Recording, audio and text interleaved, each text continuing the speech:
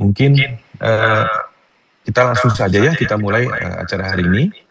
Karena saya lihat nih peserta kayaknya udah nggak sabar untuk menjawab soal-soal EKG yang mungkin untuk saat ini sih masih mudah ya. Mudah-mudahan semua bisa menjawab dengan baik.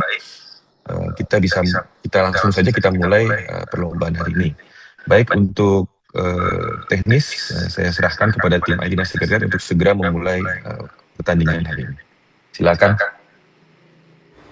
Terima kasih dokter. Mohon bersiap para peserta. Kita akan mulai hitungan 1, Setelah 2,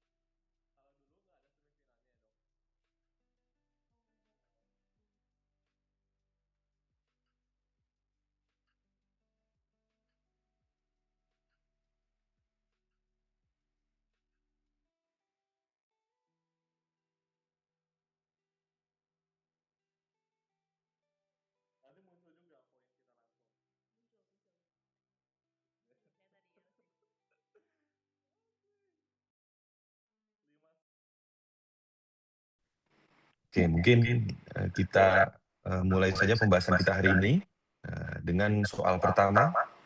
Boleh ditampilkan soal pertama, baik. Oh, dibahas. Ya, untuk soal pertama ini, monggo Dr. Nizar mungkin bisa membahas soal ini. Baik, Assalamualaikum warahmatullahi wabarakatuh. Terima kasih Dr. Arsya, teman baik saya. Teman-teman semuanya, selamat ya. Apapun di ICC Championship ini, kalian semua udah juara karena berani untuk maju. Nah, kita bahas ya tentang kasusnya satu persatu ya. Ini suatu kasus yang menarik ya, Dr. Arsya ya. 74 tahun laki-laki masuk ke emergency department UGD ya setelah sinkop. Ingat, dengan keluhan sinkop ini, maka teman-teman semuanya bisa melihat bahwa mungkin bisa kardiak, mungkin bukan kardiak. Tetapi dengan lihat EKG-nya, ini mungkin kardiak nih, gitu ya. Dia currently dizzy, blood pressure-nya cukup ya, 90/60. Nah, what is the most appropriate immediate management? Nah, kalau kita bicara tentang sinkop pada kardiak, maka saudara sekalian selalu mengingat bahwa taki bisa menyebabkan sinkop, ekstrim ya. Ekstrim beradi juga bisa menyebabkan sinkop gitu. Yang mana ini ya? Kita bisa appreciate di sini bahwa ada beberapa, sebentar, dokter, selesai.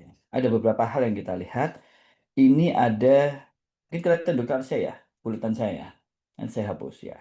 Ini ada suatu PVC gitu ya, yang mengganggu ya, dan bahkan di sebelah kiri pun iya ada PVC, koplet di sana, dan bahkan ada multivokal, PVC-nya banyak vokalnya ya. Bentuknya berbeda begitu ya. Tapi yang jelas di sebelah kiri ini kita bisa lihat, jilid 2 yang saya buat di sebelah kiri, bahwa PVC-nya kok kecil, besar ya, apa ini suatu torsade poang gitu ya.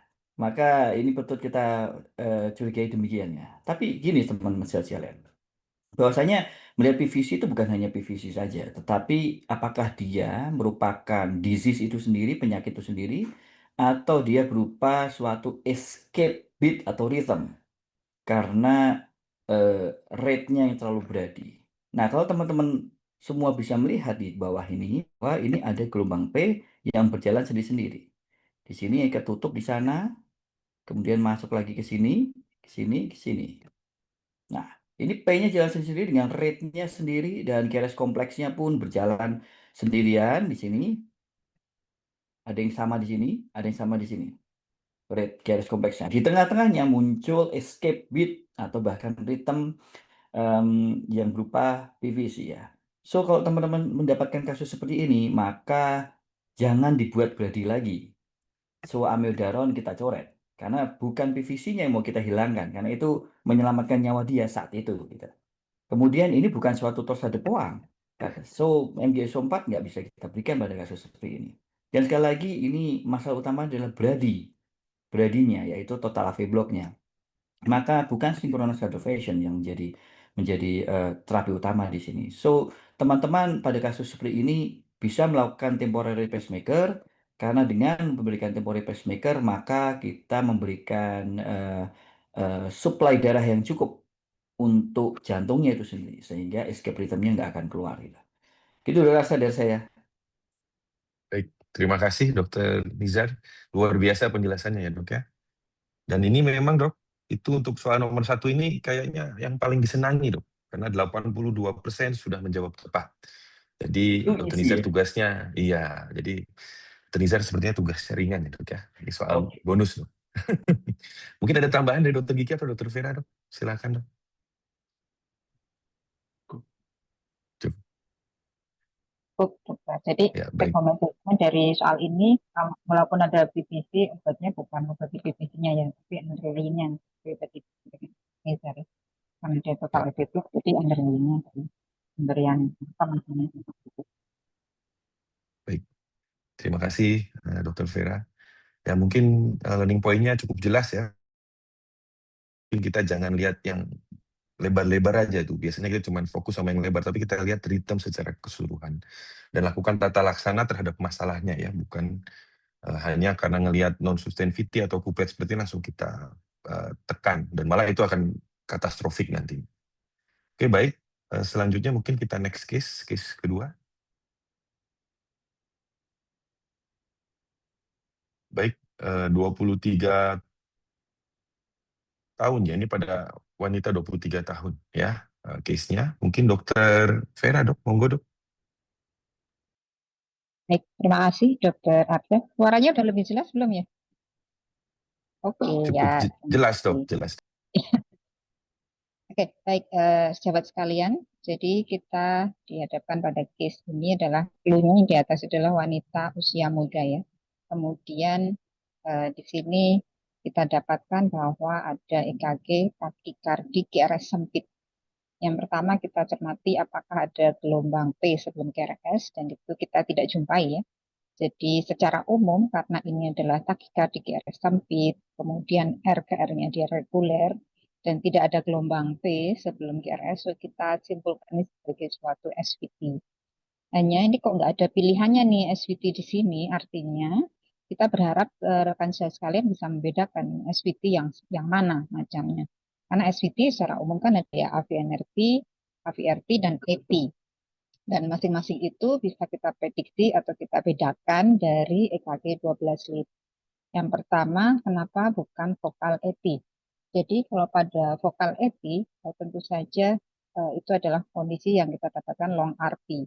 Sementara kalau dari sini kita dapatkan dari EKG-nya gelombang P-nya retrograde, ini adalah yang ini ya. Jadi kalau kita cermati bahwa R ke P-nya adalah termasuk yang short RP. Karena ini adalah short RP, ini adalah less likely. Jadi si vokal itu bisa kita singkirkan. Kemudian kita lihat di sini, kalau kita cermati lebih lanjut bahwa di inferior ini, kita lihat ya ada taki ini ya, ini adalah pseudo S, di lead 2, 3 AVF ya, di inferior, dan dicermati di sini ada gambaran R aksen di V1. Jadi itu adalah khas dari suatu tipikal VNRT di mana ada pseudo S di inferior dan kemudian R aksen di V1 atau di AVR. Kemudian kita lihat lagi bahwa kenapa bukan yang AVRT? Karena pada saat tachyarrhythmia ini, kalau AVRT khasnya adalah dia ada gambaran ST depressed, terutama di prekordial dan ada alternating KRF. Nah ini kan nggak ada ya, jadi KRS-nya semuanya rata. Tidak ada alternating dari kompleks KRS-nya. Ini menjadi bukan pilihan, walaupun sama-sama KRS sempit. Ingat bahwa AVRT bisa ada yang ortodromik, ada yang antidromik. Nah, ortodromik di sini adalah AVRT dengan KRS sempit. Lalu kenapa bukan flutter? Karena kita memang tidak mendapatkan gambaran flutter wave, terutama di inferior dan V1. Saya rasa ini sudah cukup jelas bahwa kita tidak dapatkan gambaran flutter wave. Saya rasa itu saja ya. Clue-nya sudah cukup jelas dari soal ini. Tim Dokter Arsha ini cukup baik hati ya, karena clue jawaban itu ada di soal. Terima kasih Dokter Arsha. Baik Dokter Vera, terima kasih banyak Dok. Penjelasannya juga cukup jelas. Jadi memang untuk soal ini 78% sudah menjawab benar Dok. Tipikal slow fast. Jadi bonus juga sepertinya Dok. Karena cukup jelas. Walaupun memang yang kedua terbanyak itu adalah menjawab orthodomic AVRT. Jadi memang ini agak membedakan slow fast AVRT dan AVRT. Mungkin ada tambahan Dokter Diki ataupun Dokter Nizar perihal membedakannya Dok. Mungkin. Ya, sedikit aja, Terarsya. Kita tahu kalau algoritma SVT itu kita lihat hubungan antara gelombang P dengan QRS-nya. Ketika misalkan tidak ada kita tidak bisa melihat adanya gelombang P pada saat SVT itu kan seringkali masuknya ke AVNRT gitu ya. Dan seperti yang tadi dijelaskan oleh Dr. Vera, seringkali memang si hubungan antara QRS dengan P-nya itu dia sejajar. Artinya sama sekali tidak terlihat, tapi kebanyakan dia masih bisa terlihat. Yaitu tadi yang ada pseudo R, pseudo S di lead inferior. Itu sebenarnya ada jarak sedikit. Artinya itu sebenarnya adalah jalur retrograde melalui fast pathway ya, sedangkan antegrade-nya melalui slow pathway. Ini adalah gambaran tipikal dari AVNRT karena 80% memang melalui jalur itu, slow fast AVNRT. Itu sih yang khas sekali membedakan dengan ortodromik AVRT yang gelombang P-nya seringkali di tengah-tengah atau dekat ya, long RV interval. Mungkin itu. Baik. Dr. Nizar, ada Harusnya tambahan? sedikit ya. Ya. Sedikit menambahkan saja. Saya rasa sih mengulang sedikit dari Dokter Kiki dan Dokter Vera. Maksudnya ini dokter, teman sejawat sekalian yang disampaikan Dokter Vera. Ada kecil sekali di situ retrograde P ya. Nah ini bagus sekali kalau teman-teman sejawat sekalian di UGD mengkonvert EKG seperti ini menjadi sinus rhythm. Kemudian bandingkan EKG-nya. Di V1 dibandingkan nih. Waktu sinus dengan waktu SVT. Nah waktu sinus eh, tidak akan muncul gelombangnya seperti itu waktu sinus itu. Nah, kalau berbeda, oh kecil banget ya itu ya, menurut saya ya, kecil sekali, tapi itu bermakna sekali. Karena itu menandakan bahwa pada SVT dia retrograde-nya sama seperti disampaikan Dokter Gigi itu melalui fast pulse. Maksudnya dari gelombang kecil ini maka melalui ke slow pulse karena panjang sekali sini teman sekalian dan kemudian naik ke fast pulse karena pendek sekali ke sana dan terus berulang. Nah, ini adalah suatu typical ini kaki saya typical nih untuk slow fast VNRT. Makasih dokter saya. Baik, terima kasih Dr. Nizar. Saya kira penjelasannya sudah luar biasa lengkap ya. Dan memang betul sejawat-sejawat sekalian pada saat menganalisis EKG terutama SV ini mata kita kadang-kadang harus agak ngernyit gitu ya dok ya. Kecil-kecil itu semua harus dilihat dan dianalisis karena dan dibandingkan dengan sinus karena itu akan sangat membantu. Wah, oh kok ini tadi ada, sekarang nggak ada. Nah, berarti kita bisa evaluasi itu kira-kira apa seperti itu. Jadi mungkin harus sering berlatih. Mata Dokter Nizar mungkin beda ya, mata elang gitu. Dari jauh juga kelihatan tuh P-nya ya. Jadi memang berlatih juga penting dalam hal membaca EKG saya kira. Oke baik, mungkin cukup untuk case 2 ya dok ya, dan memang sebagian besar juga sudah benar. Kita lanjut ke case 3. Baik, untuk case 3 ini mungkin Dokter Diki bisa bantu membahas dok, cuman mungkin sedikit saya review sedikit, ini memang yang benar hanya 53% dok. Yang lain masih bingung antara ini suatu SVT atau bukan dok. Ya, jadi rata-rata jawabannya tersebar di A dan B dok. Mungkin bisa bantuannya untuk dibahas dokter Diki. Silakan dok.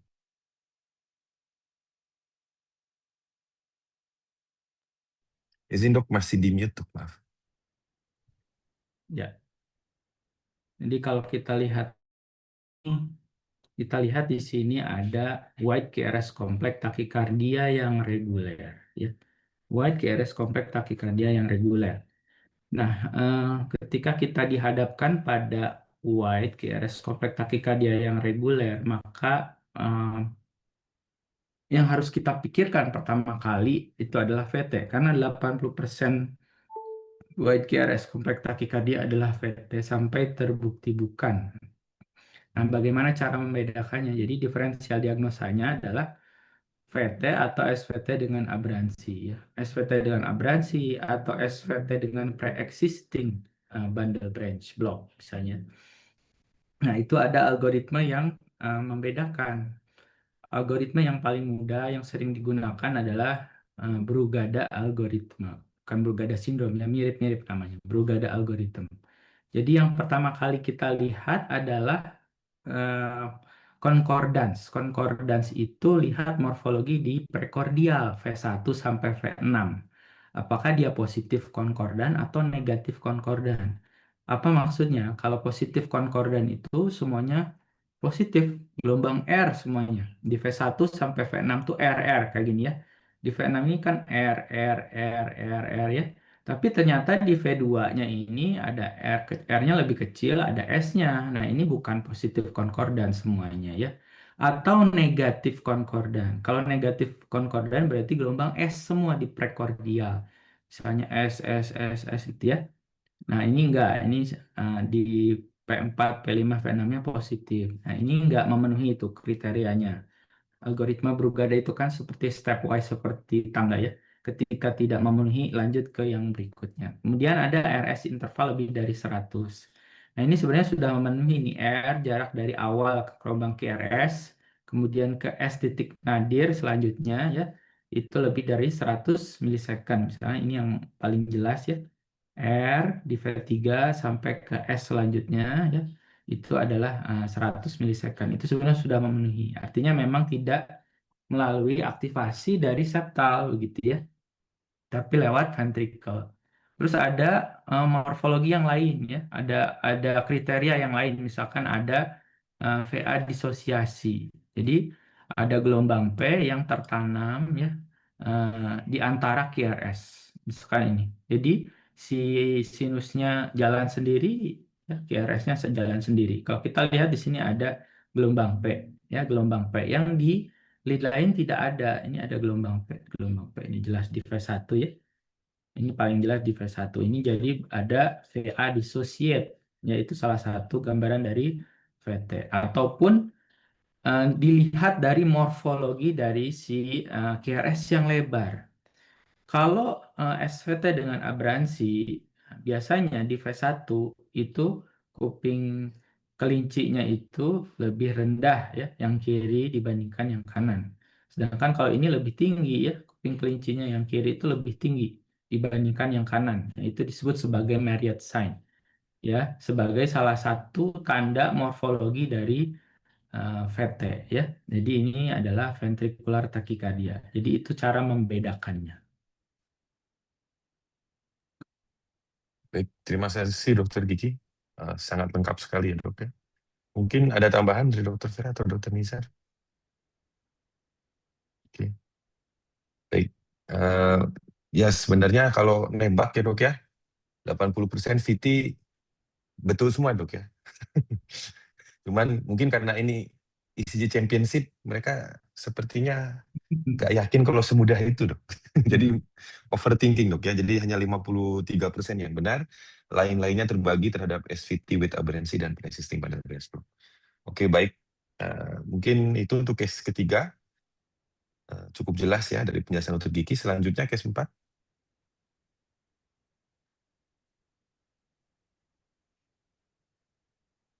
Baik, ini case 4 tentang 65 tahun dengan AF ya dok ya. Mungkin Dokter Nizar, monggo dok, bisa dibantu. Baik, terima kasih Dr. Arsya. Tapi fokus kita bukan di AF Dr. Arsya ini ya.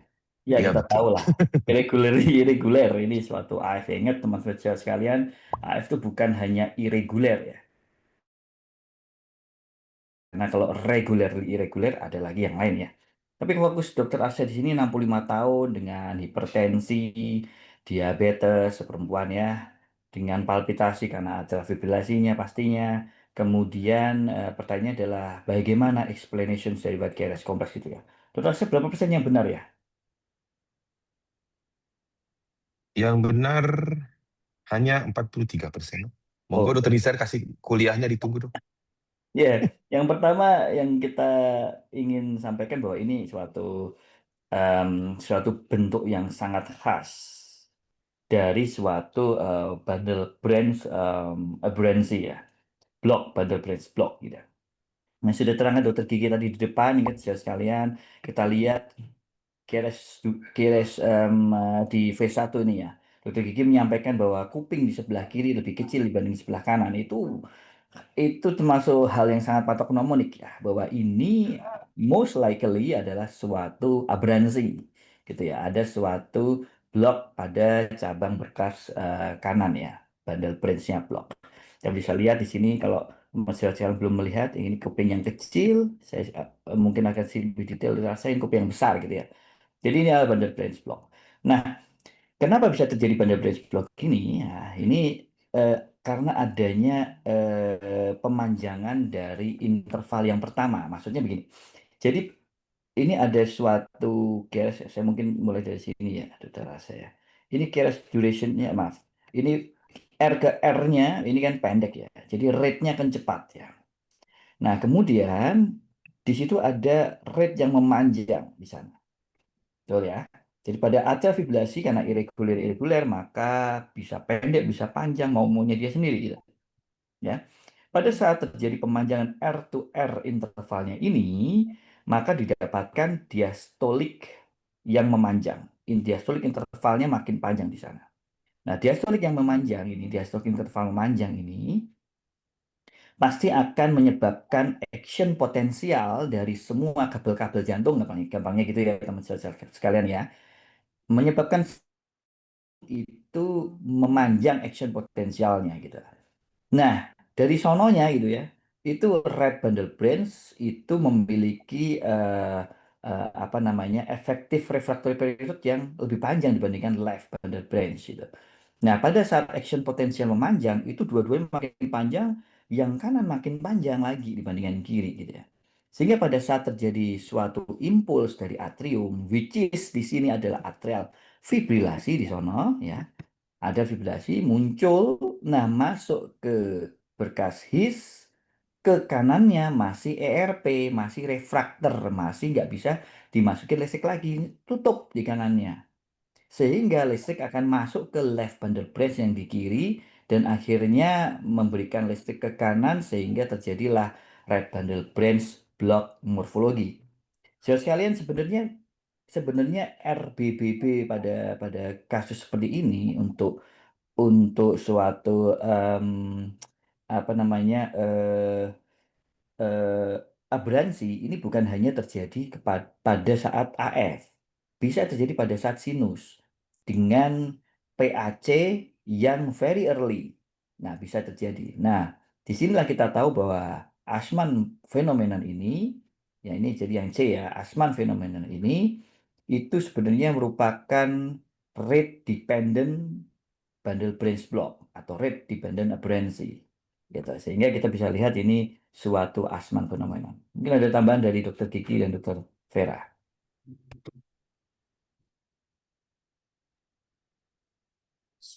Oke dok. Oke, ini kuliah singkatnya sangat lengkap ya Dr. Nizar ya. Dan mungkin ini buat soal berikutnya Dr. Kiki sudah tertolong ya dok. Jadi saya kira cukup jelas ya bahwa pada fenomena seperti ini, kalau misalnya kita menemukan YKRS itu tidak semuanya PVC gitu ya. Bisa saja dia suatu conduct dari atas tapi ada aberransi atau ada suatu bundle branch block ya, rate related terutama. Nah, jadi ini hati-hati karena kadang-kadang dianggap PVC ini kalau lagi banyak tuh Dokter Nizar, kadang-kadang kita nganggapnya itu VT gitu ya. Padahal dari morfologinya khas sekali suatu right bundle branch block, dan itu kadang menyebabkan kita salah treatment. Kalau yang seperti ini rate-nya kita turunin biasanya hilang dengan sendirinya ya Dokter Nizar ya. Seperti itu. Baik, mungkin itu poin case keempat. Kita lanjutkan ke case kelima. Boleh selanjutnya. Oke, ini case kelima. Boleh dibantu Dokter Vera untuk pembahasannya, Dok. Oke. Terima kasih Dokter Aden. Saudara sekalian, mungkin case kelima boleh diinfo kah ada jawaban berapa persen yang sudah menjawab dengan benar, Dokter Arsya? Baik, Dok, untuk case nomor 5 ini hanya 49% Dok yang benar, Dok. Yang lainnya menjawab sebagian besar, keduanya itu di likely left posterior accessory pathway, Dok, nomor D, Dok. Oke, baik, terima kasih. Saudara sekalian, jadi pada EKG ini kita pertama ya, ini adalah laki-laki usia 50 tahun. Dan hati-hati soalnya itu adalah ditanya yang salah, yang tidak benar tentang EKG ini. Kalau kita cermati yang pertama bahwa EKG ini white complex tachyarrhythmia, tetapi dia irregular. Kita bisa lihat di sini bit by bitnya cukup beda, dan ya, ada variasi setiap bitnya. Disebut sebagai bit to bit variation. Ya. Dan ada yang menarik, ini ada yang bentuk QRS yang berbeda dibandingkan dengan QRS yang lain. Yang lainnya widely wide ya, cukup lebar, tetapi lebarnya itu beda-beda setiap bit. Tentu saja dengan adanya irregular, ini jelas suatu kondisi atrial fibrilasi. Kenapa kok bisa lebar? Bisa ada dua diferensial diagnosis ketika lebar, yaitu AF yang melewati preeksitasi atau aksesoris pathway, dan kedua bisa saja suatu AF yang melewati dengan bundle branch block. Nah, tetapi apa yang membedakan pada AF dan BPW itu tadi, derajat kemiringannya di sini dia beda-beda. Karena pada prinsipnya sinyal atrial fibrilasi dari atrium yang dia masuk ke ventricle itu bisa melewati aksesoris pathway atau lewat AV node. Ketika lewat AV node, maka kita tidak dapatkan KRAS lebar ya dengan gambaran seperti ini. Tetapi ketika dia lewat aksesoris pathway, di mana aksesoris pathway itu basically dia itu adalah suatu adanya sleeve muscle ya antara katup atrioventrikular yang dia bentuknya otot, sehingga ketika depolarisasi atau melewati sleeve muscle tersebut terbentuklah delta wave yang membuat KRAS-nya lebar-lebar. Sinyal dari atrium, atrial fibrilasi dalam ini yang dia masuk ke ventricle, dia akan kompetitif ya. Ada sebagian yang lewat AV node, ada sebagian yang lewat pathway. Demikian pula variasinya, yang masuk ke AV node ataupun yang ke pathway itu beda-beda. Ada yang kadang lebih cepat AV node, kadang yang lebih cepat di aksesoris pathway, yang menyebabkan derajat dari delta wave-nya ini beda-beda. Kita sampai pada kesimpulan bahwa EKG ini adalah AF dengan pengeksitasi. Lalu bagaimana tata laksananya? Yang pertama tentu saja karena pasien ini adalah AF dan WPW, kita tidak bisa memberikan obat-obatan AV nodal blocker. Obat-obat yang saat ini ada di Indonesia, obat antiaritmia memang cukup terbatas, sehingga kita tidak bisa memberikan obat yang ada saat di Indonesia, maka pilihannya adalah synchronous cardioversion. Kemudian pada AF dengan WPW, ketika sinyal di atrium ketika AF itu kecepatannya luar biasa tinggi ya, bisa sampai 400 sampai 700 kali per menit. Di mana bedanya? Ketika lihat AV node, maka sinyal itu akan disaring. Karena AV node punya decremental property. Kalau lewat aksesoris pathway itu tidak punya decremental property. Misalnya dari atrium itu bisa 400, maka bisa semua 400 itu masuk ke dalam ventricle. Akhirnya resikonya itu adalah menjadi VF. Bukan VT ya, tapi VF. Kemudian likely left posterior. Kita lihat di sini dari V1-nya dia sudah tampak R tinggi ya di sini. Kemudian V2 jadi positif delta wave mulai dari V1, maka itu kemungkinan besar adalah asalnya dari kiri. Sehingga pada soal ini yang kurang tepat atau yang tidak benar adalah kita memberikan verapamil karena justru nantinya dia sinyal dari atrium AF-nya itu malah semakin masuk ke aksesoris pathway, jadi semakin mempercepat generate into VF. Jadi pada EKG ini selalu sering keluar ya dokter Alsa soal ini, hanya EKG-nya variasinya cukup banyak. Maksudnya supaya teman-teman rekan saya sekalian itu aware bahwa kondisi seperti ini kita harus tahu tata laksananya. Itu saja deh, saya mungkin ada tambahan dari dokter Gigi atau dokter Ditar. Terima kasih. Baik, terima kasih Dokter Vera. Ada tambahan dari Dokter Gigi atau Dokter Nizar? Oke. Satu aja Dokter Rasya bahwa Iya. namanya WPW teman-teman sekalian, bahwa WPW ini ada yang harus diablasi, ada yang bisa tidak diablasi. Itu tidak terasa ya. Nah, kenapa harus diablasi? Karena risiko tinggi. Nah, yang saya sampaikan Dokter Vera tadi, apabila ada manifest WPW disertai dengan periode atrial fibrillasi, nah ini hati-hati.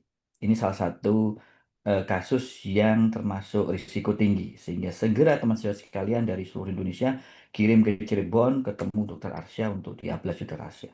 Itu aja. Betul, life threatening arrhythmia, jadi EKG yang tidak boleh dilupakan ini. Baik, terima kasih Dokter Nizar, Dokter Vera. Saya baru mau ngomong untuk dikirim ke Solo, Dok, kok duluan ya. Baik, terima kasih atas pembahasannya. Ini sudah sangat lengkap ya. Jadi betul dari Dokter Vera tadi, case AFWP itu saya bisa yakin 80% orang IP pengen keluarin. Kenapa? Karena salah tata laksana itu katastrofik. Ya, jadi mungkin ini kita harus terus aware terhadap case-case seperti ini. Baik, kita lanjutkan ke case nomor 6 selanjutnya. Baik, untuk case nomor 6 ini sekedar info, Dokter Gigi tugasnya mudah dok, karena hampir 90% sudah benar dok. Awareness-nya ternyata cukup tinggi dok terhadap kondisi-kondisi seperti ini. Boleh mungkin dok penjelasannya dok. Ya mungkin karena sudah ada clue-nya ini, di CT scan-nya normal.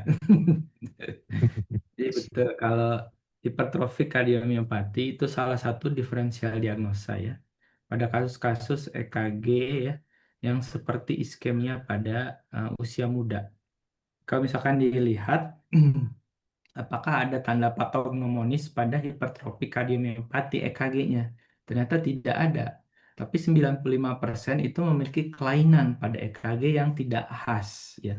Apa kelainan yang tidak khas itu yang termasuk diantaranya LVH. Kalau kriteria LVH itu kan berdasarkan usia juga, tapi kita harus selalu aware apakah memenuhi kriteria LVH atau tidak berdasarkan usia tentu saja ya.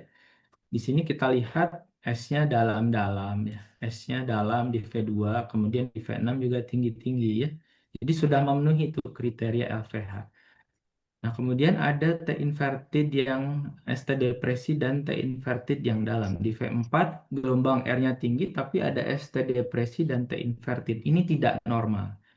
Ya, biasanya kalau gelombang T itu pada lead prekordial misalkan di V5, V6 itu gelombang T-nya mengikuti R-nya. Kalau R-nya positif, T-nya juga positif. Ini T R-nya tinggi tapi repolarisasinya terganggu ya, ada ST depresi dan T inverted. Diferensial diagnosanya bisa karena iskemia ya atau misalkan karena hipertrofi, baik pada misalkan hipertrofi kardiomiopati maupun pada yang hipertensif ya. Itu kita sebut sebagai LV strain. Kenapa terjadi LV strain ya?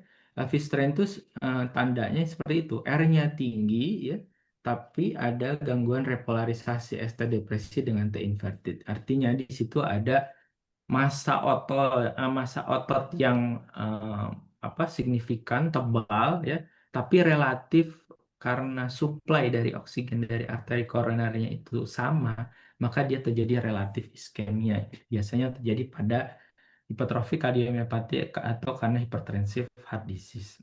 Nah, kalau pada hipertrofi kardiomiopati yang dia hipertrofi kardiomiopati itu dia bisa segmental hipertrofi. Bisa hipertrofinya hanya di septal saja, bisa hipertrofinya hanya di apikal saja, atau bisa keseluruhannya. Nah, rata-rata dia segmental. Ada yang disebut asymmetrical septal hypertrophy. Biasanya septalnya itu tebal.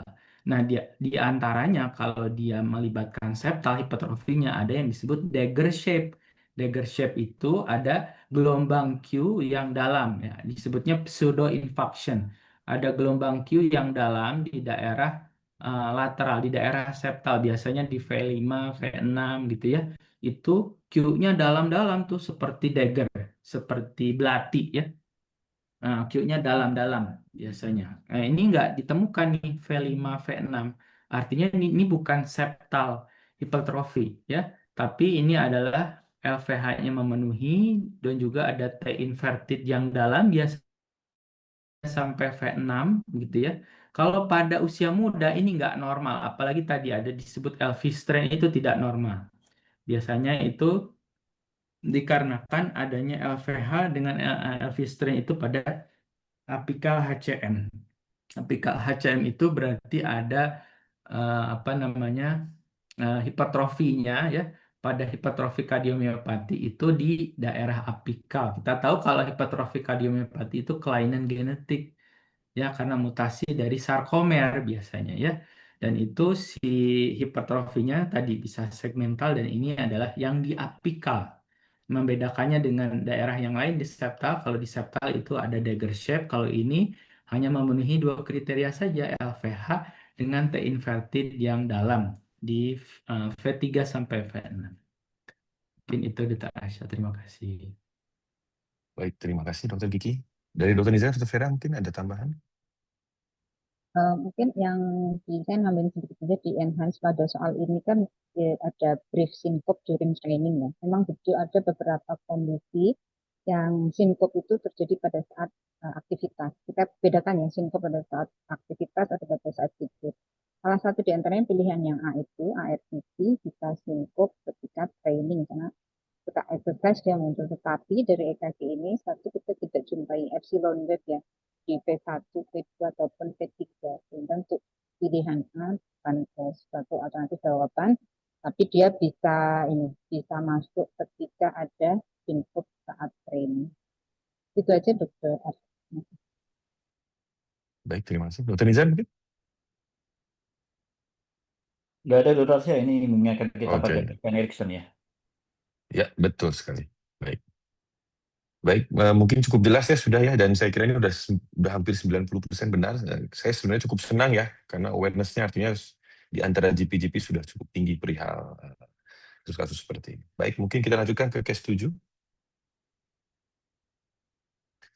Ya, case 7, ini berdebar pada usia 36 tahun ya, tidak terlalu muda ya. Mungkin Dokter Nizar, monggo dok, sekedar informasi dok.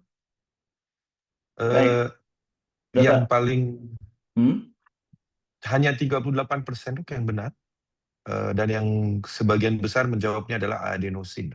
Itu 50% menjawab adenosin. Ya mungkin memang cocok nih ya Dokter Nizar, silakan dok, kuliahnya lagi dok. Ya, terima kasih dokter saya. Ini cukup menarik EKG-nya. Tapi ini EKG yang saya rasa eh, patut kita pikirkan baik-baik ya. Ini antara SVT aberrans versus VT kan gitu ya dokter saya sebenarnya ya. Saya rasa kuliah dari dokter gigi tadi sudah cukup lengkap ya bagaimana membedakan SVT aberrans dengan VT. Ya, saya hanya meng-highlight aja ada satu bit di sini teman sejarah sekalian. Sampai bawah ini, maaf. Nah ini, gimana cara bikinnya? Nah, satu bit di sini ya. Ini, nah ini mungkin ini aja. Ini capture bit ini. Jadi ada suatu kriteria dari VT di mana kalau teman sekalian melihat adanya AV disosiasi ya, gelombang P muncul tiba-tiba nongol di mana kita itu AV disosiasi, nah itu VT. Apabila teman sekalian melihat gambaran EKG capture bit di antara teman-temannya VT semua gini, nah itu VT ya. Gitu. Jadi ini bukan suatu SVT dengan aberransi gitu. Jadi kita bisa exclude adenosin di sini ya untuk appropriate treatmentnya. Nah kemudian ini VT yang mana? Kalau sudah sekalian lihat bahwa ini VT-nya kok cuman kira-kira saya coba lihat di V5 ya. KRS duration-nya kok sempit ya. Ya ini apakah benar VT? Katanya VT di atas 120 milisecond. Ini kok cuman kecil sempit di situ ya gitu. Apalagi di atas 150 milisecond gitu ya. Enggak juga gitu ya. Ada beberapa VT sudah sekalian yang QRS-nya sempit gitu ya. Kenapa bisa sempit? Karena dia berada di dekat dengan conduction system, dekat dengan septalnya itu sendiri. Nah, salah satunya adalah ini. Ini contoh vascular VT gitu. Vascular VT adalah salah satu dari dua VT yang idiopatik. Ya, salah satu yang lain adalah outflow tract gitu ya. Nah, nah ini adalah contoh dengan vascular VT. Nah, kita bisa lihat di situ bahwa nah, eh, apa namanya QRS duration-nya sempit ya, kemudian R ke S-nya, maaf, eh, apa R ke S kemiringannya itu hanya 60 sampai dengan 80 milisecond, kita bisa lihat ya R ke S-nya. Kalau VT dia akan makin panjang di belakang gitu. Nah, lebih dari 100 milisecond. Nah, itu yang khas banget dengan VT. Kali ini kan ini ini ini adalah contoh VT yang case-nya sempit gitu ya. Case sempit yang ini berasal dari Purkinje. Nah, kemudian ada life axis deviation gitu ya. Ini adalah contoh dari suatu ILVT gitu ya. Ya, ILVT. Nah, ILVT secara sekalian ini VT yang berbeda dengan VT yang lain gitu ya. Kalau VT yang lain tuh mostly adalah auto otomita ot- otomatisasi ya, otomatisasi atau triggered activity. Kalau VT pada ILVT ini reentrant, makro reentrant gitu ya. Lengannya ada dua. Ini patut saya jelaskan sedikit Dr. Arsya karena tergantung dari jawabannya nanti. Lengannya ada dua. Satu yang kalsium dependent Purkinje ya. Dia kalsium dependent nih. Dan kemudian itu sebagai slow karena kalsium dependent. So kalsium itu keluar dari sel tuh lambat sekalian sehingga dia menjadi lengan slow-nya. Dan kemudian ada Purkinje fibers yang lain yang bukan kalsium dependent, ya ini menjadi lengan fast-nya. Nah, untuk menghentikan VT jenis seperti ini, maka kita membutuhkan obat-obatan yang kalsium blocking gitu ya. Kalsium blocking karena langsung entry pada kalsium blocking tadi. Ada dua sebenarnya, diltiazem ataupun verapamil karena mereka berdua adalah kalsium channel blocker yang non dihidropyridin gitu ya. Tetapi pada kasus ILVT ini dikenal di dunia, nama lainnya adalah verapamil sensitive VT atau Belhazen type lah. Nah, kenapa disebut verapamil bukan diltiazem sensitive VT? Karena secara farmakologi verapamil itu sedikit berbeda dengan diltiazem. Diltiazem memiliki target yang utamanya dia melekat ke avenut karena di sentral dari avenut ini atau kami orang IP sebut sebagai body of avenut ini memiliki sel-sel yang kaya akan kalsium. Nah, diltiazem lebih nempel ke situ gampangnya gitu. Sedangkan kalau verapamil itu sangat-sangat spesifik masuk ke Purkinje cell, ngeblocking kalsium channel yang ada di Purkinje cell. That's why pasien dengan kasus-kasus ILVT akan lebih baik menggunakan verapamil. Kalau diberikan diltiazem, maka saudara sekalian mungkin akan merasa bahwa lo nggak membaik ya VT-nya, karena memang tidak sepenuhnya dia melekat kepada kalsium channel yang ada di Purkinje. Demikian, Dokter Asya. Sehingga jawabannya ini adalah verapamilnya. Sehingga message-nya Dokter Asya, tidak semua VT amiodaron ya, Dokter Asya. Baik. Baik, terima kasih Dr. Nizar. Nah, mungkin ada tambahan Dr. Gigi, Dr. Vera. Ya, sedikit aja. Jadi mungkin teman-teman itu terkecohnya, oh ini pasiennya dengan SVT abrasi dikasih adenosin seperti tadi Dr. Nizar ya. Sebenarnya kalau di ACLS kan memang tidak salah ya. Memang ada tempatnya untuk pemberian adenosin, tapi di sini most appropriate. Jadi kita lihat karakteristik dari pasiennya ya. Karena ini sudah lengkap di sini ya. Laki-laki usia muda tanpa kelainan struktural dengan EKG VT. Nah, ini juga harus teliti seperti tadi Dokter Niza, ternyata kalau lihat morfologinya kan kayak SVT dengan abransi ya. Mariat saya tidak ada, kuping kelincinya lebih lebih rendah di kirinya ya. Ini memang memang betul tadi karena aktivasi septal, karena melibatkan His-Purkinje ya. Makanya kuping telinga kirinya itu lebih rendah. Ini seperti SVT abransi betul ya. Durasi QRS-nya juga sempit gitu ya. Mirip memang dengan SVT dengan abransi. Tapi lihat, makanya disebutnya algoritma Brugada itu dia tidak hanya bersandar pada satu kriteria, tapi ada lihat yang lain, ada capture bit tadi. Berarti ini adalah yakin adalah VT. Jadi semua clue tadi ya laki-laki usia muda tidak ada struktural heart disease dengan VT yang berasal dari vasikulus yang sempit. Nah, itu khas sekali ILVT karena idiopatik. Makanya pilihannya adalah verapamil. Terima kasih. Baik, terima kasih Dr. Gigi atas tambahannya. Dr. Vera, ada lagi dok? Sudah? Cukup, cuman kalau yang Cukup. adenosin itu ada ya, yang adenosin sensitivity itu ya, OTRPOB. Ya, Kalau yang baik. ini, ya LVT, maka itu yang saya ya, Ya. cukup.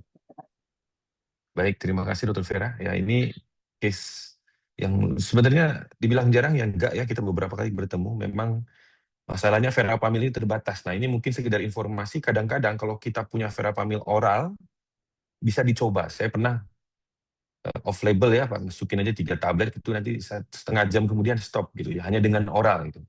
Padahal itu pasien udah 24 jam nggak hilang-hilang pakai obat oral berhenti. Itu karena memang tadi secara mekanisme sangat spesifik. Walaupun kalau verapamil nggak ada juga karena oral sekarang sudah mulai tidak ada stok. Ya apa boleh buat sekarang kita pakai diltiazem ya dok ya. Baik, terima kasih. Mungkin untuk case 7 cukup jelas ya. Kita lanjutkan ke case 8. Ya. Untuk case 8 mungkin Dokter Vera boleh dibantu menjelaskan dok. Mungkin sekedar informasi dok, ini kebanyakan jawabannya PVC Big ini dok. Ya. Oh iya. Baru yang baru hanya 40% yang menjawab tepat. Mangga dok. Ya, terima kasih Dokter Asya. Baik, saudara sekalian, clue-nya pada pasien ini ya, laki-laki usia muda dan dia keluhannya nggak terlalu khas, nggak terlalu jelas. Mari kita cermati EKG-nya. Memang tampak dari EKG ini ada satu tip yang QRS-nya lebar, kemudian satu tip yang QRS-nya sempit, demikian seterusnya. Jadi dia tampak seperti divisi begini. Tapi kalau kita lihat lebih jelas bahwa sebelum KRS Fiber di sini tampak ada suatu gelombang P, ya. Ini cukup konsisten ya, karena di setiap sebelum KRS Fiber itu ada gelombang P. Kalau PVC, tentu saja karena diaktifasinya dari ventricle, tidak ada gelombang P sebelumnya. Jadi dia akan buka KRS Fiber, yang dimana gelombang P bisa aja dia retrograde kalau pasien itu punya retrograde conduction. Tapi ini adalah gelombang P yang mendahului KRS lebar. Lalu kita cermati lebih detail lagi bahwa ini adalah gelombang delta. Ini adalah gelombang delta di sini, di mana yang sebelumnya tidak ada. Artinya bahwa yang tadi seperti saya sampaikan, seperti Spatze dan Avenut itu dia punya kompetitif semacam kompetitif flow gitu. Kalau ada irama baik dari sinus ataupun yang tadi kita dari ketika dari sinus firing dia bisa one bit masuk ke Avenut sehingga tidak tampak gambaran delta wave. Kemudian bit berikutnya dia masuk lewat aksesoris pathway.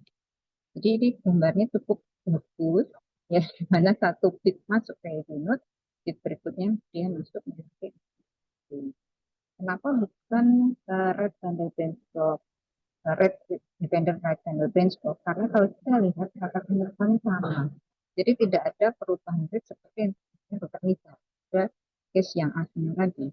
Jadi kalau red bundle benchtop itu kan dia blok fungsional pada red bundle, yang sebelumnya ada pedal yang dari RR interval yang sebelumnya yang menyebabkan si right bundle-nya itu menjadi refraktor secara fungsional.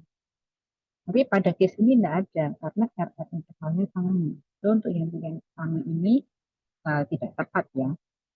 Kemudian bukan PVC ini juga karena tadi saya jelaskan sebelum KRS lebar ada gelombang P. Tentu saja itu bukan kriteria satu PVC. Karena PVC dimulai dari P. Jadi ini tidak bukan. Lalu ini juga bukan PSC with aberrant conduction, sama prinsipnya. Aberrant itu kalau pada PSC ini ya dia akan gelombang P-nya itu akan datang lebih awal dari sebelumnya. Kemudian dia mengalami aberransi. Dan tentu saja sini ini yang cukup jelas adalah gambaran delta wave-nya. Pada PSC with aberransi itu kita tidak dapatkan gambaran delta wave. Ini juga jawaban pada case ini adalah presence of intermittent active conduction. Dalam hal ini satu masuk jalur, satu masuk. Jadi intermittent exercise tadi itu sangat-sangat mungkin terjadi, bisa terjadi. Kita harus teliti membaca itu. Terima kasih. Baik, terima kasih Dr. Vera, penjelasannya sangat komprehensif sekali, Dok. Mungkin dari Dr. Gigi, Dr. Nizar ada tambahan? Oke, baik. Ya, ya ini memang soal yang tricky ya. Dan memang saya baru sadar nih, dokter-dokter hari ini isinya aberan semua. Dok. Yang berikutnya juga aberan lagi, Dok. Baru sadar. Ya, jadi kalau udah satu bisa, harusnya semua bisa ya. Baik, mungkin ini sudah cukup jelas ya. Kita harus lebih teliti melihat hubungan P dengan KRS. Terus hati-hati kalau ada delta. Mungkin juga nanti kita harus lihat bagaimana efek dari setiap bit itu terhadap bit selanjutnya. Itu juga bisa membantu kita menentukan kira-kira apa bit tersebut. Seperti itu. Baik, selanjutnya mungkin kita lanjut saja ke case 9. Ini case 9.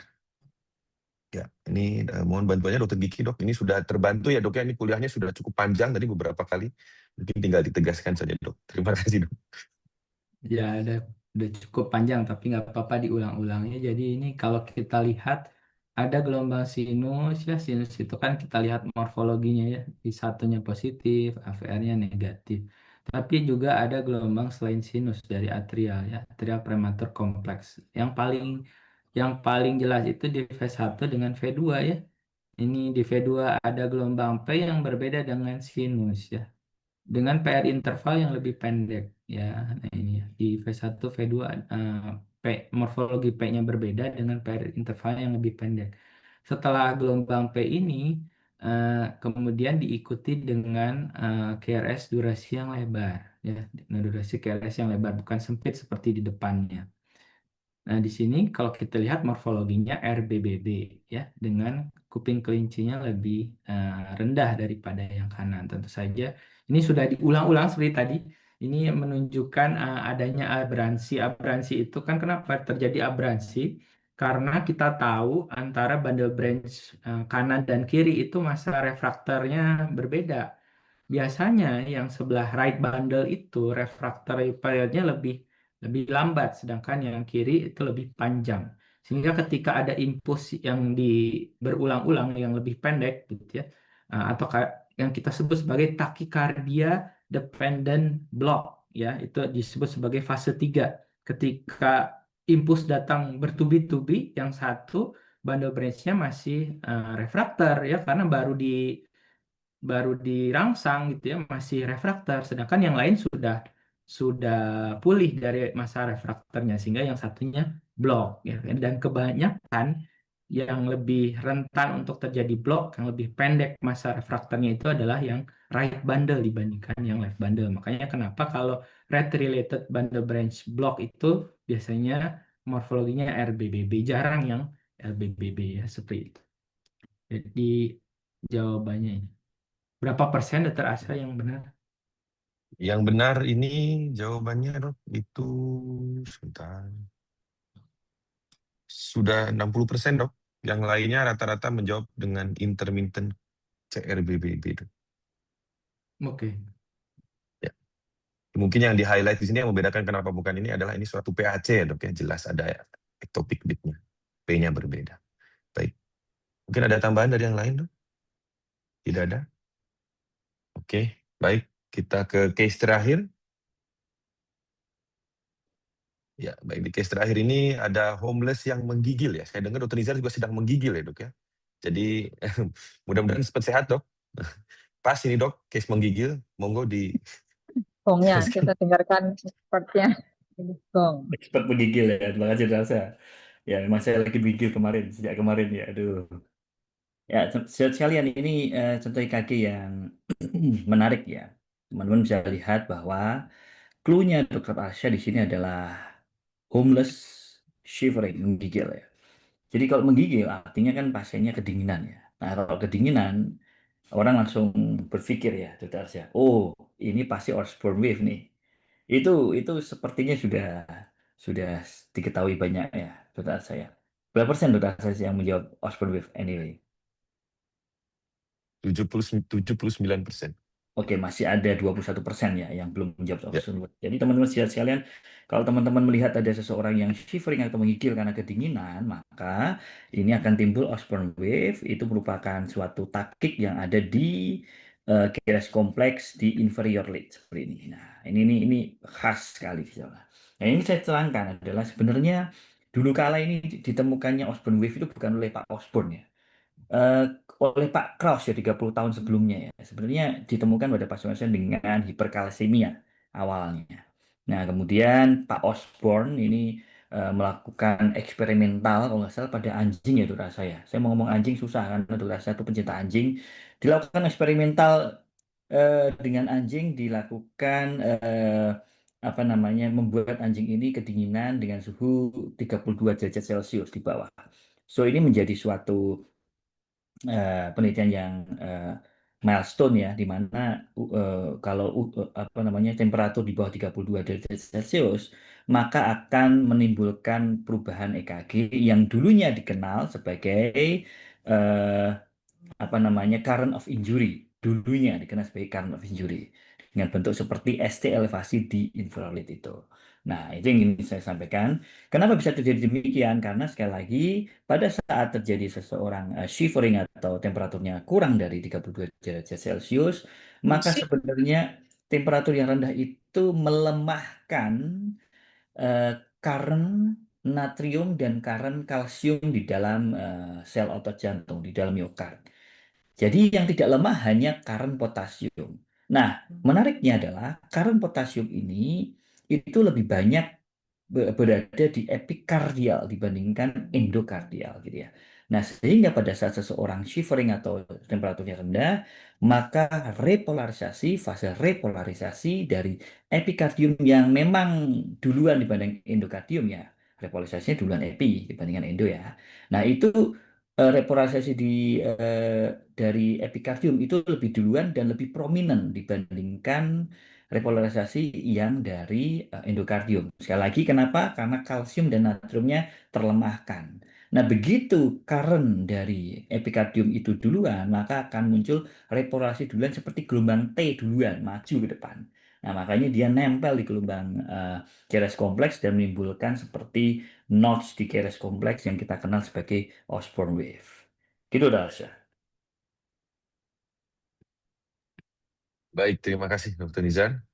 Sudah sampai sejarahnya ya, dan semuanya. Dan saya yakin di Solo ini nggak ada pasien gini ya dok ya, panas Iya, dok. Solo tuh harus selalu dengan sejarah itu. Coba tanya Dr. Vera, betul ya? Panas dok di Solo. Hamengkubuwono. Ya. Baik dok, terima kasih atas penjelasannya. Mungkin ada tambahan dari Dr. Vera, Dr. Gigi dok? Ya sudah cukup jelas ya. Baik, terima kasih sebelumnya kepada para panelis yang luar biasa sekali. Ini sudah meluangkan waktu ya, ini semua kan lagi pada sibuk ya dok, terutama setelah mendapatkan surat tugas kemarin dok ya. Jadi saya yakin semua lagi pada sibuk, tapi meluangkan waktu untuk berbagi ilmu di sesi kita kali ini. Terima kasih Dr. Gigi, Dr. Vera, dan Dr. Nizar atas partisipasinya. Ditunggu di partisipasi berikutnya ya dok ya. Baik. Oke, mungkin tanpa basa-basi lagi, sekarang kita lihat 5 tim terbaik pada kualifikasi kita hari ini yang akan melaju ke babak semifinal offline. Ya, yang pertama itu Sisidan Gambit, yang kedua After Death Polarization, yang ketiga Normal Sinus Rhythm, yang keempat nih Buah Lil ya, temannya Dr. Nizar, kemudian yang kelima adalah Hulu Sungai. Ya. Saya ucapkan selamat kepada para tim yang melaju ke babak semifinal. Sampai bertemu di babak semifinal offline di Jakarta. Nanti kita akan berlomba lagi menjawab soal-soal EKG yang mungkin yang pastinya akan semakin menarik. Ada yang merinding. Ya, Kita lomba sebagai pengumuman juga bahwa untuk